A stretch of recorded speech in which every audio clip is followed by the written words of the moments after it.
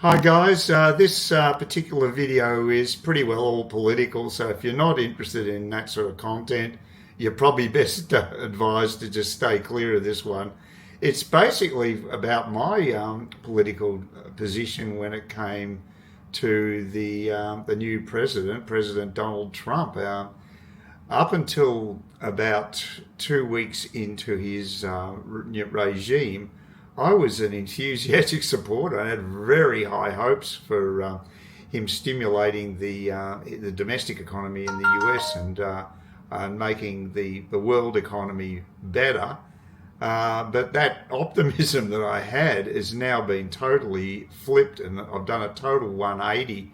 And now I'm incredibly pessimistic, and I'm thinking that America now has to suffer two dud presidents in a row. Biden was goddamn awful. He was out to lunch anyway, and he didn't inspire leadership at all.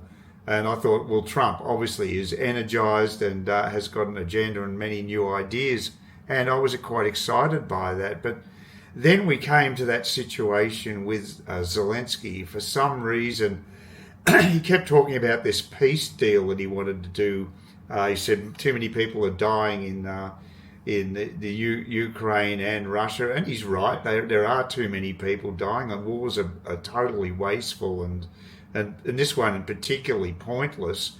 Ukraine is just fighting for its sovereignty, fighting for its life, and yet Donald Trump seems to have a personal animosity towards Zelensky, and he was basically putting down his country and him individually prior to that disastrous meeting they had in the White House a few days ago.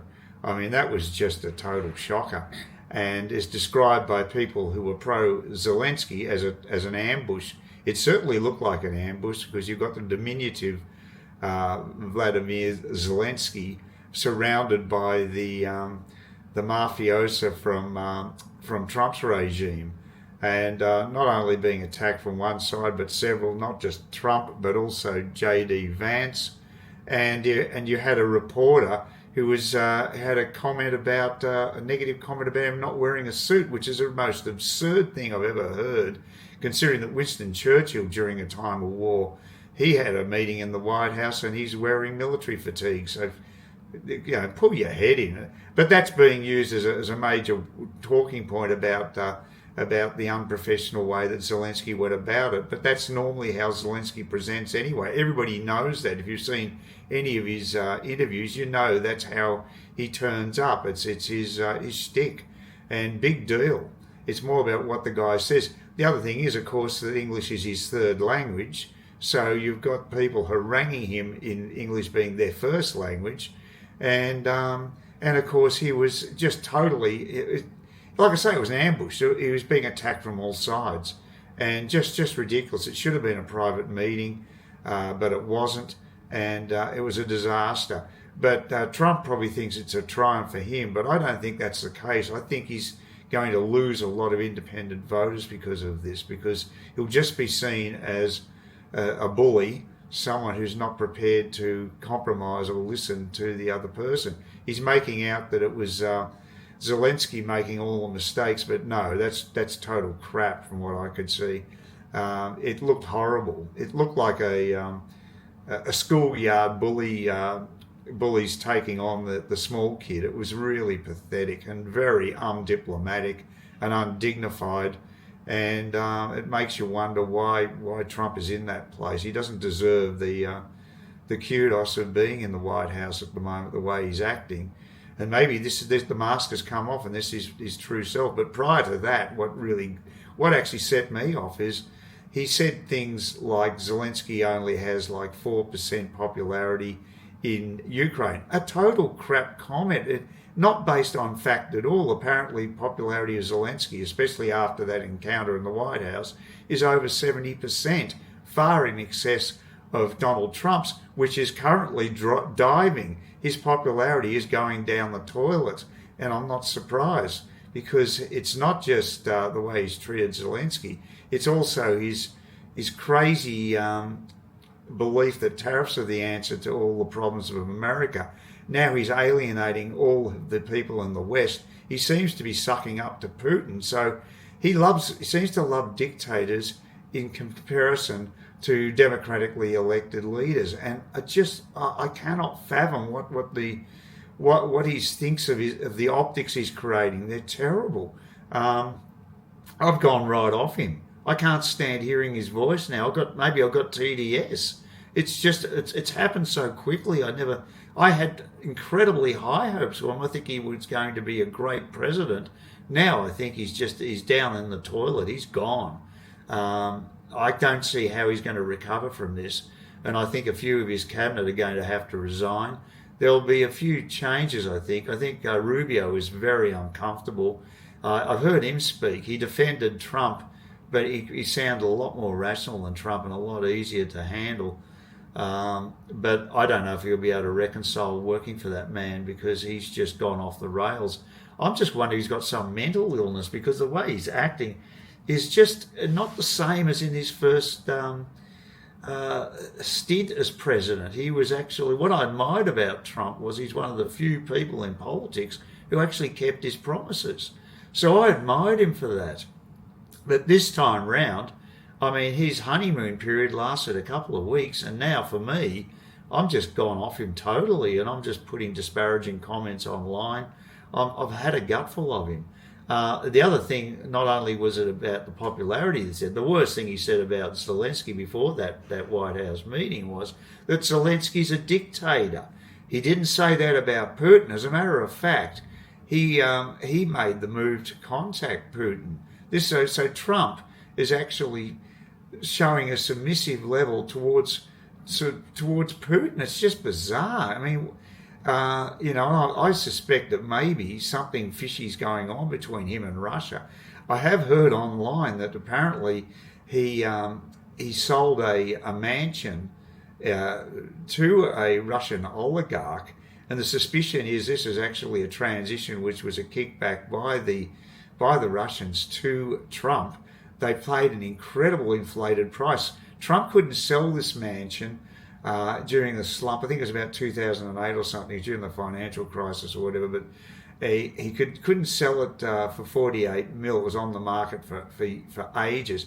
Then out of the blue comes this offer of about 92 million for the same property, which is totally off the charts when it came to the current market value, which makes you think, well, hold on, is this a disguised bribe for Trump? And anything's possible. You just don't know, because I wondered whether he's been compromised by the Russians. I mean, he never called Putin a dictator, and he's a bloodthirsty dictator. He's one of the nastiest people we've had in this century. He's the 21st century version of Hitler, in my opinion, what he's doing, and not to the same scale yet, but he's on the way. He's over 1 million people have died because of his ridiculous war against Ukraine that were supposed to be brothers. They're supposed to be blood brothers in the USSR. Now, it just beggars belief that this is occurring.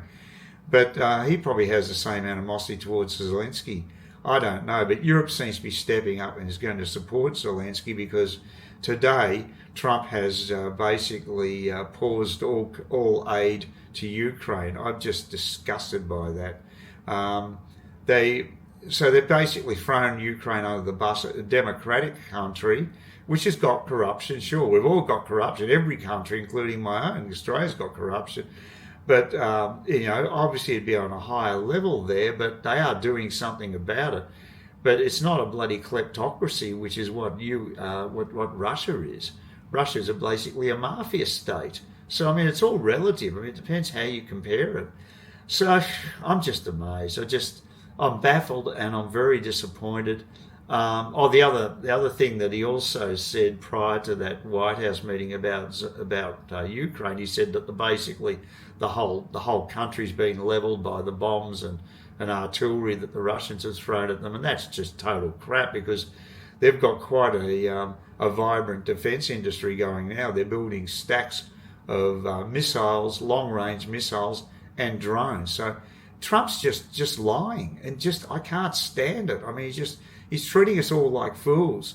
And the other thing that's weird too is how fast mobs like the Fox News can just go in lockstep with everything that Trump says. They can support everything he's doing.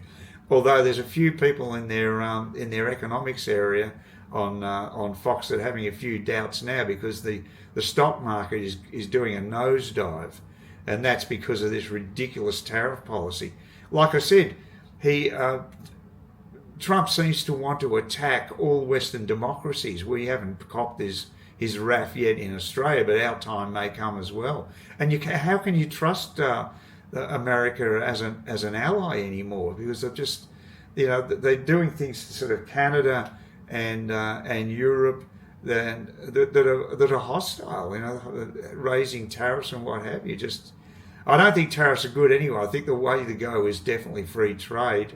And if you're going to do a tariff, do it short term. But I think he's lost the plot. I don't have any empathy with him. And I think he's a bit of a thug, and he's making some very stupid decisions. And whereas he could have been a great president, that's the great sadness of all this. And if he allows Ukraine to be overrun by Russia, that's inexcusable. I'm just hoping that the new German Chancellor will pump billions of aid into Ukraine and allow them to defend themselves against Russia. Because Russia's in the most vulnerable position right now. Their economy's on the skids. Their military's exhausted. This is not the time to bail them out, but that seems to be what Trump wants to do. He wants to bail out his buddy, Putin. I mean, like I said, I was wondering whether the guy's a sleeper agent for the Russians. It's just bizarre. I'm just flabbergasted, and I think a lot of other people are. I've been watching commentary on YouTube the last few days, and I just don't get it. So look, I mean, if you're not into politics, you probably find this very hard to handle, but I just think it's that important that we have to support a country like Ukraine that was invaded and needs all the help it can get, and just because Trump might have a personal big gripe with Zelensky doesn't mean that all the people in his country should suffer as a consequence. But, some people have labelled Trump as a man-child. Maybe there's some truth in that. He's pretty emotional and he can get pretty spiteful.